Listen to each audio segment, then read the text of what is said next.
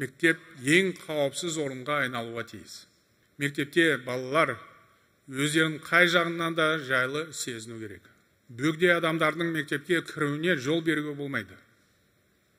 Сондықтан білім ошақтарының бәріне дабыл қағу, бейне бақылау жүйесі орнатылады. Жақында Астана мектептерінің бірінде оқыс оқиға болды. Оқушы ауыр жарақат алды. Бұл жағдай білім ошақтарында қауіпсіздік талаптары толық сақталмайтынын көрсетіп отыр. Әсіресе көп жыл бұрын салынған ескі мектептер талапқа сай емес. Министрлік әкімдіктермен бірлесіп, мектептердің қауіпсіздігін толық тексеру керек. Сондай-ақ жаңа мектептердің жобасын жасағанда бұл мәселе мұқият ескерілуге тиіс. Алайда қауіпсіздік мәселесі тек мұнымен шешілмейтіні анық. Өкінішке қарай, оқушылардың бір-біріне әлімжеттік, тіпті зорлық көрсету тыйылмай отыр.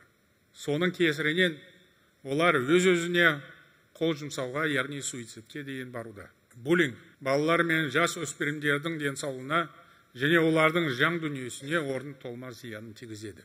Сондай-ақ оқу үдерісіне кері әсер етеді. Балалардың әлеуметтік ортадан шеттеп қалуына, ой санасының бұзылуына әкеп соқтырады.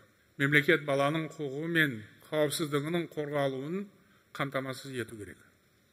Сондай-ақ буллингке бір жола тосқауыл қою қажет.